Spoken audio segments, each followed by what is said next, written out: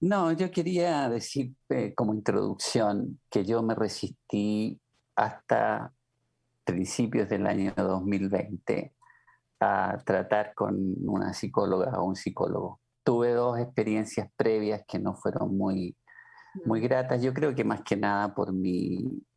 Bueno, en una yo creo que fue una mala praxis. Obviamente no voy a dar los detalles. Y en la otra era que yo tenía una, una idea un poco, o sea, me complicaba tener que hablarle de mi vida a alguien a quien le tenía que pagar por escucharme. Esa era una, una forma de decírmelo a mí mismo. Pero el año pasado comencé con una amiga mía, una psicóloga mexicana, que la conozco de hace muchos años, pero nunca habíamos entrado en este tema en que le dije, por favor, hablemos de algunas cuestiones que creo que me podrías ayudar y fue extraordinario. La verdad es que en cierto modo me reconcilió con la idea de usar la psicología como parte, como un apoyo. Mm. Entonces, por eso me parece tan interesante que podamos dialogar un poco, Débora. Con mucho gusto y el programa se llama Desde otra perspectiva, ¿no? Sí, sí, sí, Ujú, el sí. segmento, sí. Creo que alude un poco a esto, a mirar la psicología como, porque lo que te pasó a vos le pasa a muchísimas personas que Ujú, llegan a las consultas como desahuciados, como que ya no podían más, como que ujú, descreídos y dicen, ujú, voy a probar esto, es lo último, porque vienen de otras teorías o vienen de mala praxis, como decías vos, y lo ujú. más interesante de esto es poder darle otra oportunidad, poder verlo desde Claro, otra perspectiva, poder decir claro, y cambiar tu pensamiento, porque que vos hayas cambiado tu forma de pensar afecta a toda la generación que viene debajo tuyo. Entonces, me claro. parece fabuloso el poder decir, cambio en esto y digo, no, pensaba de este modo y ahora puedo verlo desde otra perspectiva. Así que me parece fascinante. Y lo interesante de todo esto fue que mi amiga Maribel es cristiana, Ujú. digamos, la conocí por eso en un evento de comunicaciones cristianas hace muchos años, de modo que me acuerdo que yo le decía, bueno, pero no me tires versículos, tratemos el tema de Claro, fondo y no me exacto. hagas, porque esa es una de mis preguntas. En realidad son tres que tengo y después quiero que tú me preguntes algo respecto de lo que salga de acá. Una era, ¿por qué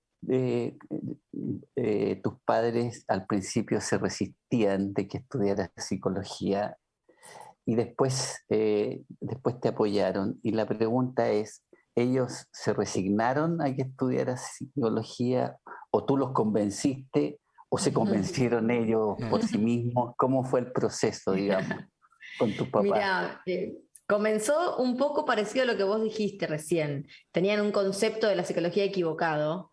Ellos Ya, creían que la psicología se metía con la religión y opacaba a la religión o subestimaba el poder de Dios, porque uno creía que a partir de la psicología uno, entre comillas, sanaba lo que Dios ya, podía sanar únicamente. exacto. Entonces, Ajá, creo que ellos no se resignaron porque me dieron pelea, pero cambiaron la forma de pensar cuando vieron resultados. Entendieron la psicología desde el otro lado y es lo ujú, mismo que creo que te pasó a vos que comentabas recién en esto de pensar de una manera y de repente entiendo que no, que no tiene que ver ujú, con opacar el poder de Dios, no tiene que ver ujú, con ponernos en el lugar de Dios, sino que va por otro lado. Creo que es Dios el que crea y el diseño, Él lo da, y después ujú. permite o lo enmarca dentro de una carrera profesional para poder ayudar a las personas. Ajá. No hubo Eh, resignación, hubo creo que aceptación y entender que el foco no estaba puesto en lo que muchos, en los mitos que muchos crean en relación a la claro, psicología. claro que sí. Bueno, es lo que pensaba que tenía que haber pasado, que es un poco el proceso que yo Claro. vi personalmente, pese, digamos, a una experiencia que fue bastante traumática con una psicóloga hace muchos años. Cuando tuviste el conflicto filosofía, perdón, psicología y fe, ya cuando estabas en la universidad y te metiste en la profundidad en un momento usaste una palabra que me interesaría que la desarrollaras un poquito. Dijiste, hiciste como un ensamblaje. Y te voy a explicar por qué es importante para mí. porque hay como dos posturas que yo veo en la gente cristiana que estudia cosas complejas como psicología, filosofía, ciencias humanas o cosas así.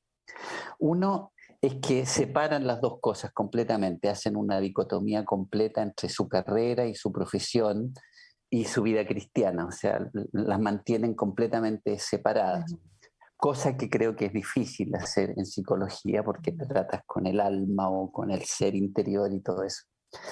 Otras personas lo que hacen es que se rinden completamente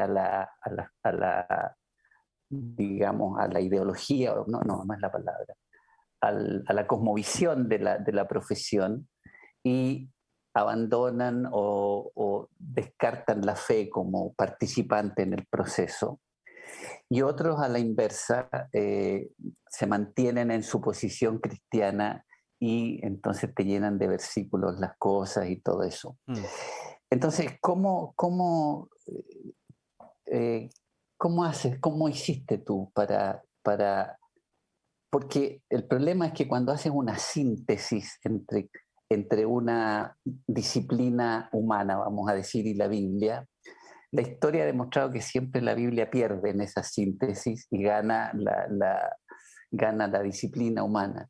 ¿Cómo haces tú para mantener, vas de la Biblia a la psicología o de la psicología a la Biblia? ¿Cómo manejas esas dos cosas? Perdón, no sé si fue muy extenso. Perfecto, y me anoté 3 palabras claves para responderte. La primera es, me considero una persona y considero la gente tripartita. Estamos compuestos por espíritu, alma y cuerpo. Es como esto que decía Platón, te cito, a ver si vos sos el experto en esto, pero él decía que somos como almas encerradas en un cuerpo. O sea, lo primero que brilla es el espíritu, entiendo, como cristiana. Después están las emociones y todo eso se trasluce en el cuerpo, en lo físico, en cómo soy, en cómo me veo. Vos vas caminando por la calle y ves una persona decaída, dejada, de aspecto quizás no sé si limpio o no limpio, porque bueno, la enfermedad es muy grave, ya las personas se dejan en el aseo personal, pero vos ves una persona y te das cuenta por su rostro, por cómo camina, por cómo viste, cómo está su alma.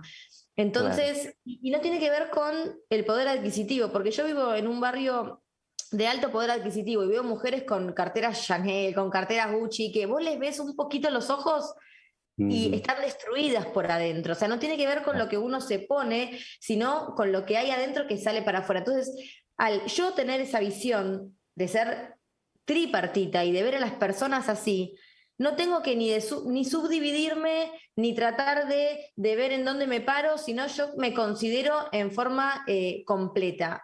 La segunda palabra que me venía cuando vos hablabas es el tener estrategias para abordar a las personas. No quedarme con una sola postura. Yo me ha pasado de ir cuando era chica a una psicóloga que me oraba en la sesión y me leía versículos de la Biblia y a mí me generaba como, no entiendo, si quiero a alguien que me ore voy a la iglesia, ¿por qué te tengo que pagar porque me ore? Si hay pastores que lo hacen gratis, o sea, no. Hay algo que de acá no hay algo que no me gusta, no me gusta, no me gustó a mí vivirlo como paciente y tampoco no me gusta implementarlo, ni tampoco en mi equipo permito que lo hagan. Claro. Incluso yo tengo psicólogas cristianas y psicólogos no cristianos, y a las psicólogas cristianas le bajo esta línea. No somos consejeros espirituales, acá somos profesionales de la salud mental. Si considerás que lo que le pasa a tu paciente tiene que ver con, o tiene índole espiritual, y uno lo percibe porque uno es espiritual, uno no puede acallar lo espiritual. Dios continuamente, a mí me habla continuamente, me dice o me muestra lo que le pasa a la persona, pero yo no mezclo lo espiritual con lo profesional, pero sí es innato, está. Y esto se trasluce en los valores. Esto se ve cuando viene una pareja a punto de divorciarse, el plantearles la familia como estructura de vida y la familia como construcción de algo que, aunque parece que está roto, veo la restauración. Eso tiene que ver con los valores que me lo da en un fin último lo espiritual. Está todo entrelazado, no sé si me hago entender, pero está todo entrelazado, pero no lo manifiesto de forma presente, sino trato de, por medio de estrategias, presentar mis valores. Y lo tercero que te quería mencionar es que ningún extremo es bueno. ¿viste? Vos mencionabas psicólogos que se vuelcan de lleno en la fe y en la sesión hablan de versículos de la Biblia, hablan de... Y tampoco está bueno el psicólogo que se aleja de la religión haciéndose el profesional y dejando de lado los valores cristianos. Y esto es, me he topado con psicólogos que con tal de recibir pacientes aceptan quizás y plantean el divorcio como opción si la persona la hace feliz, dejan de lado un poco los valores y el constructo que uno tiene como cristiano. Entonces, creo que ningún extremo es bueno en ninguna rama, en ningún trastorno, en ninguna forma de pensar. Está bueno la flexibilidad, está bueno agarrar un poco de acá, un poco de allá, siempre basados en los valores que tenemos como cristianos y en la Biblia, que es el manual de vida. O sea, creo que el criterio máximo que uno tiene como cristiano es la Biblia. Es decir, bueno, ¿qué piensa la Biblia sobre esto? ¿Qué piensa Dios sobre esto? Y en base a eso uno estructura su forma de vivir, estructura sus valores, estructura sus objetivos, sus metas y también lo que le transmite al paciente. Y aparte me ha funcionado. Entonces, yo sé que funcionan los principios bíblicos, yo sé que funcionan. Sí, Gonzalo. Excelente. No, quiero justificar el sueldo. No, pero quiero... Sí. No, pero decir que se está sumando mucha gente que está llegando ahora y se está conectando recién. Entonces les decimos, claro, pero ven a Débora y ven a Benjamín. Estamos en el segmento de Benjamín, que está basado en el último episodio de nuestro podcast Tan Distintos que Nos Parecemos, que lo tuvimos con Débora Pedace. Y ahora entonces están intercambiando y Benjamín está haciendo preguntas, Debo está contestando y después Debo seguramente le haga preguntas y así todos felices. Pero simplemente dar un poquito de contexto para que ustedes sigan y procedan con la charla, que está buenísima. Bueno, me parece excelente la aclaración. Te quería preguntar, finalmente, eran las 3 preguntas para mí más. He visto muchas personas cristianas y actualmente estoy cercano a una amiga muy querida, quien amo mucho, que hemos sido compañeros de trabajo por muchos años, que está pasando por un periodo bastante profundo de depresión. Y hay una lucha en ella entre las pastillas, el doctor, el neurólogo y lo espiritual. Entonces, algunas personas dicen, no, lo que pasa es que tú tienes un problema espiritual que tienes que resolverlo. Y otras personas le dicen, no, tú tienes un problema que lo va a resolver un psicólogo, un psiquiatra o ciertos medicamentos. Entonces, ¿es la depresión un tema espiritual o es un tema de la mente, digamos, o hay una cierta mezcla en esto? Te pregunto por lo siguiente, que esa ha sido una crítica mía durante muchos años, que por eso me molesta el discurso de la vida abundante, ven a Jesús y serás feliz, con Jesús vas a resolver todos tus problemas, Jesús te va a sanar de tu pasado, de tus dolencias, entonces, y si no le ponen sanidad interior, la plomada divina o ministerios de liberación y todo eso. Entonces, ¿dónde está el problema de la depresión según tú? Porque creo que mucha gente... termino la idea. Entonces me molesta el discurso ese, como te digo, de ven a Jesús, porque veo mucha gente cristiana con muchos conflictos, a veces con angustias muy profundas respecto de su relación matrimonial o con sus hijos o con su propia vida o con su pasado. Hijas de pastores o hijos de pastores que tenían un tremendo conflicto existencial porque sobre ellos se ponía mucha presión distinta de los que no eran los hijos de los pastores. En fin, esa es básicamente mi pregunta me encantaría escucharte sobre eso. Y después me puedes preguntar lo que quieras. Después que fluya. Que fluya, sí. Ya Gonza se sentó, ya estamos. Ya estoy. Sacame el mate, tráeme el mate. Sí, acá la galletita, los bizcochitos, dale. Yo creo, Benjamín, que si yo pudiera responderte esa pregunta, ¿dónde está la raíz de la depresión? Estaría llena de guita, viajando por el mundo, siendo la persona del número más famosa que Messi sería, porque para una enfermedad mental como es la depresión, no hay una causa. Puede ser en una persona espiritual, en otra persona puede ser algo completamente orgánico, biológico, en otra persona puede ser un suceso traumático que no pudo ser elaborado de forma correcta y la lleva a una depresión. Y lo más difícil de los trastornos mentales y más de la depresión es encontrar la causa. Yo he visto de todo. He visto personas en la iglesia que llegan con una depresión aguda y conocen a Cristo y salen completamente renovados, o sea, se produce un milagro en esa depresión. Y conozco también personas cristianas de toda la vida que padecen depresiones y que están medicadas y que si se corren un poco de la medicación por fe, vuelven otra vez a entrar en pozos completamente profundos de depresión. Entonces entiendo que no hay que centrarnos tanto quizás en general, ¿no? En encontrar un origen a algo que a veces no lo podemos encontrar, sino en alivianar los síntomas, en ver cómo podemos hacer para ayudar a esta persona. Y por otro lado entiendo que muchas, porque esto que vos decís, que le dicen a tu amiga, no, lo tuyo es espiritual, no, lo tuyo es, porque la gente opinar es gratis y hablar sobre lo que le pasa al otro, la gente lo hace con liviandad, no sabiendo la consecuencia que genera en la otra persona. Y hace un tiempo hablamos acá con los chicos de Uno Nunca sobre un tema que era: no subestimes una enfermedad mental de un amigo, de un compañero, no le digas, es espiritual, no te preocupes, tenés que orar más, porque a veces la fe de uno no alcanza y a veces la causa es orgánica y requiere medicación. Obviamente, claro. Por ejemplo, te digo un cáncer. Mi hermana padeció un cáncer, le dieron 3 meses de vida, mi hermana de sangre. 3 meses de vida le dieron. Si ella no hacía la quimio porque decía Dios me sana, se moría. Ella tuvo que acudir a la medicina que ofrece la ciencia. Ella tuvo que pasar por quimio, tuvo que pasar por el proceso doloroso de la pérdida de un montón de cosas físicas, tuvo que atravesar el dolor, tuvo que atravesar tremendo año doloroso. Sí, exactamente de lo que estás hablando. Exacto. Y para una mujer lo que implica también esto. Entonces digo, claro. No tenemos que decir es espiritual, ora. Porque hay cosas que requieren medicación, hay cosas que se salen con medicación. Un caso particular mío, gracioso, sin ir más lejos, yo era miope. Yo hace unos años no veía. Era ciega y después venía yo. Y cada campaña de Carlos Anacondia, cuando él decía, vengan adelante, tiren sus anteojos, yo me sacaba los lentes de contacto, los tiraba al piso, oraba con una fe. Ustedes no creen, no pueden entender la fe que yo tengo. Yo creo perfecto. Pero me iba todos los días, todos los domingos a la noche me volvía llorando y al lunes me tenían que comprar otros lentes de contacto. Y mi papá me decía, Debo, deja de tirar. Basta, dejá de tirar, porque valen caro. Dejá de tirar los lentes de contacto. Yo decía, ¿pero qué? Es mi fe. Y a los años surge la cirugía esta de láser, está a mi alcance, la puedo hacer, me opero, veo perfecto y digo, Dios me sanó por medio de la ciencia. Claro. Entonces, exacto. No tiene que ver con la fe, porque si no frustra a las personas y dicen, tu fe sirve, mi fe no sirve.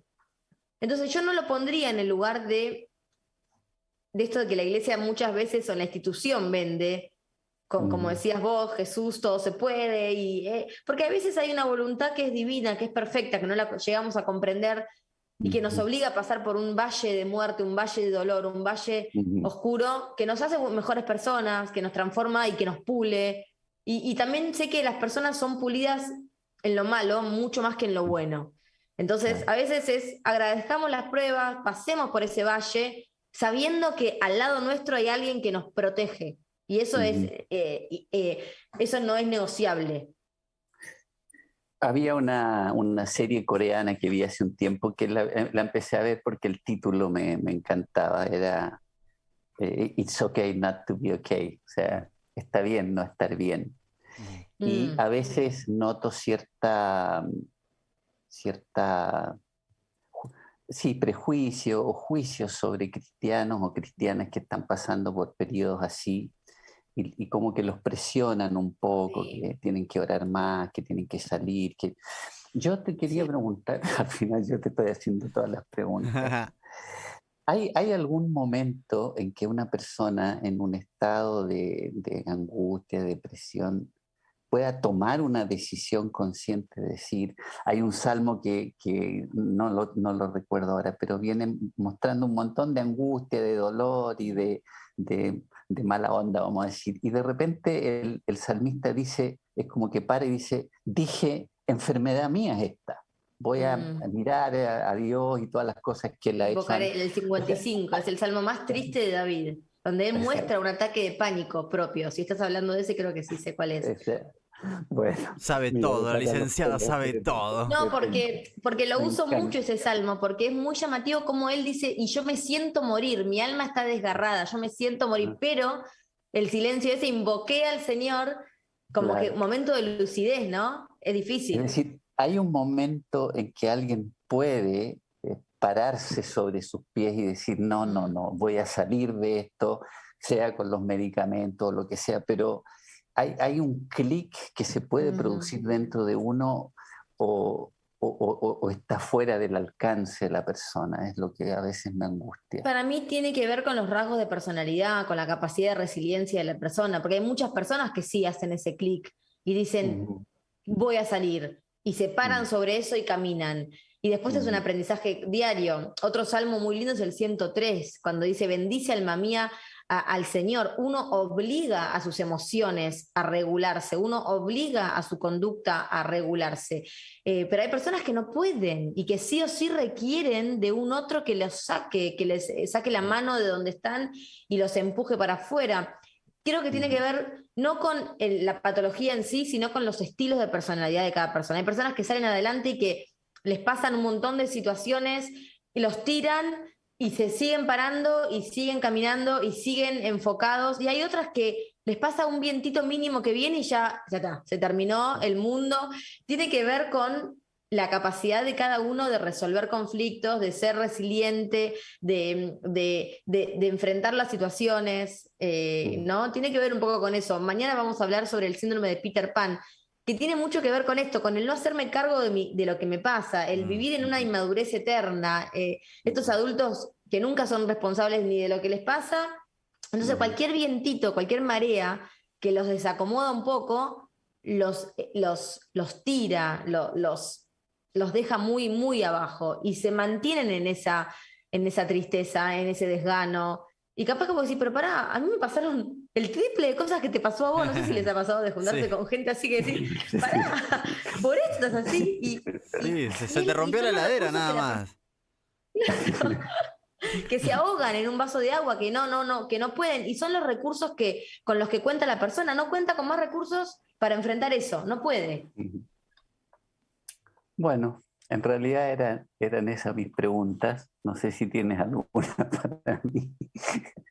No, es muy interesante charlar con vos porque creo que le das como no sé a vos si Gonza te pasa, pero le da como una forma de ver las cosas en profundidad, es como te vas a lo profundo. Y quizás preguntarte a vos qué representa la fe con la filosofía, porque también la filosofía choca mucho con todo lo que tiene que ver Ujú, con la fe, y creo que más que la psicología incluso. ujú. ¿Cómo has luchado en tu vida con estas dos cosas? ¿Vos cómo lo has llevado? Excelente pregunta, decía mi profesor de filosofía en la universidad. Excellent question. Yo hice un curso o sea, cursé un posgrado, no me titulé porque me peleé me peleé con los directivos de la universidad y bueno, preferí renunciar, pero terminé toda la parte cursado y tenía un profesor de filosofía que decía esto cuando alguien hacía una pregunta, buena pregunta. Lo curioso, y lo aprendí en estos últimos quizás 20 años, 25 años, que en realidad filosofía y fe tratan con las mismas cuestiones. Puede ser que llegan a diferentes conclusiones, pero la filosofía y la teología se hacen las mismas preguntas. ¿De dónde Mm, venimos? ¿Por qué estamos aquí? ¿Quiénes somos? Eh, ¿Cómo sé qué sé? O sea, mm, cómo capturo, cómo aprehendo, ¿no es cierto?, verdad, que es el tema de la epistemología, cómo sabemos y cómo sabemos que sabemos. Después, cómo debemos vivir con nosotros mismos, cómo debemos vivir con los demás, que es el tema de la ética. Y finalmente, hacia dónde va todo, que es el tema teleológico, es decir, vamos hacia una extinción total o hay otro universo posterior, en fin. Entonces, hasta el siglo XVI, filosofía y teología eran la misma cosa, en realidad era la teología en Occidente, Pero cuando se produce el Renacimiento y empieza toda la crítica, digamos, hacia la estructura eclesiástica de toda la Edad Media, y se produce esta ruptura entre filosofía y teología, o filosofía y fe, ya se separan y bueno, surgen todas las corrientes filosóficas como el naturalismo, el deísmo, el existencialismo y bueno, después todas las demás hasta la posmodernidad. Pero lo curioso es que no hay un conflicto entre razón y fe. En realidad todo es un tema de fe. O sea, hay personas que tienen fe en el Big Bang, tienen fe en el eslabón perdido que nos hace descendientes, digamos, de los primates. Otra persona tiene fe en el diseño inteligente, otra persona tiene fe en la creación bíblica. O sea, en el fondo todos tenemos fe en algo porque nadie, absolutamente nadie, tiene la capacidad de ver el pasado, el presente, el futuro. Nadie puede decir que sabe todo, o sea, siempre hay un acto de fe. De manera que lo que me doy cuenta es que para mí la teología da respuestas, en la forma en que la estoy estudiando actualmente, da respuestas satisfactorias a las preguntas que la filosofía se hace. Por lo tanto, no veo un conflicto entre filosofía y fe, y por lo tanto leo muchos autores. Acabo de leer El Anticristo de Nietzsche, y Más allá del bien y del mal de Nietzsche, que es considerado un enemigo mortal del cristianismo, y lo veo que en realidad el tipo se hizo preguntas que no le supieron responder en su tiempo, las hizo en un tiempo donde el cristianismo era bastante diferente a como es hoy día. Tal vez hoy día no habría terminado como terminó. Entonces, en realidad yo creo que por eso también miro todos los asuntos de la vida desde esta perspectiva. Yo no veo un conflicto. Lo que veo es que se llegan a diferentes respuestas, y la discusión entonces ya no es sobre la fe, sino es sobre las consecuencias lógicas que tienen las respuestas que diste a las preguntas fundamentales. Que en algunos Claro, lo que casos... pasa es que por si favor. la fe, es increíble lo que decís, como uno necesita depositar fe en algo, pero ¿qué pasa cuando te das cuenta que la está depositando en el lugar incorrecto? Tienen fe en algo que no... Incorrecto Incorrecto respecto de desde el quién. punto de vista bíblico, Ok, quizás. ya. ¿Cómo se le muestra? Porque es una teoría, la Biblia es una teoría más como otra. Para uno que lo cree de forma vívida es la única, pero para una persona global que puede entender como vos lo estás planteando, ¿cómo hacemos para, como cristianos, mostrar quizás cuál es la consecuencia de no poner la fe en el modo correcto? Bueno, yo creo que una de las ayudas mayores es que el mundo tiene una forma, tiene un diseño, el mundo es como es. Claro. Entonces, por ejemplo, un pensador postmoderno dice que todos son narrativas, que en realidad nosotros vivimos en un cuento de narrativas. Entonces un crítico le dijo, bueno, si todo es una narrativa, súbete a un 8º piso, tírate por la ventana y después me dices si estás Cuéntanos. viviendo una narrativa o cuéntanos qué te pasó, digamos. O sea, la realidad es como es. La realidad es la realidad. Y según mi punto de vista, uno de los documentos que es más fiel, por supuesto, entendido adecuadamente, en describir la realidad como es la Biblia. ¿Ya? Hay otros autores que también hacen unas muy buenas descripciones de la realidad, pero curiosamente cuando indagas más profundamente te das cuenta que están simplemente replicando sin saberlo verdades que la Biblia ha manifestado desde siempre. Ahora, decía un profesor mío que me parece muy interesante, cuando estamos presuposicionalmente o desde un punto de partida distinto y no estamos dispuestos a ceder al otro, lo único que nos vamos a poner de acuerdo es que estamos en desacuerdo. Claro. Pero yo veo que el acercamiento a nuevas formas, o sea, cuando quieres dialogar con personas que piensan distinto como tú, lo mejor es estar abierto, es preguntar por qué crees lo que crees, por qué no crees lo que no crees, y ese diálogo abierto, sin prejuicios, sin condenaciones, a mí me ha permitido acercar a mucha gente a la fe Sí. en el plano de la discusión estrictamente filosófica, histórica, cultural, en fin, política y todo eso. Sí, sí. No queda tiempo, pero te quisiera hacer una última pregunta. ¿Puedo, Gonza? Sí, pero tiene 30 segundos para responder. Ok, no, ¿filósofo favorito o frase favorita? Sí, mi filósofo favorito yo diría que es, wow, no quisiera decir Nietzsche porque en realidad es muy... No lo grabes esto, Gonza. Sí. Claro, en este momento es lo que Cortame acá y está... que me lo diga en privado. Sí, es que en realidad lo que pasa es que Nietzsche era hijo de pastores y nieto de pastores Mirá. luteranos, Mm, y él fue, yo diría que él eh, fue un poco brutalizado por la religión, y todo lo que él escribió en el fondo era una bronca que tenía contra la institución religiosa. mm, Pero, por ejemplo, él tiene una comprensión de Cristo y una comprensión del cristianismo que cuando tú lo examinas, en realidad desde chico él hizo preguntas correctas claro. al cristianismo, pero no fue debidamente Interesante. entendido. Te puedo después mencionar algunas. Este libro, la versión que yo tengo, tiene una introducción muy interesante acerca de por qué Nietzsche pensó como pensó, y que en realidad el cristianismo al que él atacó en su época dice que en realidad era un cristianismo que no tiene nada que ver con el actual, de modo que hoy pensaría completamente distinto, y dicen algunos autores que el cristianismo se perdió posiblemente a uno de sus más grandes profetas contemporáneos Mirá, por no haberlo entendido, digamos. Tremendo. excelente. Bueno, Bueno, Gracias, un Benjamín. gusto enorme, Débora. Gracias por Igual estar para mí. bueno, ahí a les este cuento espacio. que hay un montón de gente agradeciendo por este momento histórico, señores. Unimos a dos segmentistas y fue espectacular.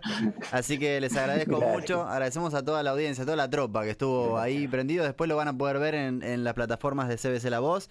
Así que nos vamos a despedir los tres juntos. Gracias, Benjamín, Gracias. por también compartir tu Gracias. segmento, y gracias, Debo, por hacerte el tiempo. Gracias, Gracias. por favor, Un a ustedes. abrazo.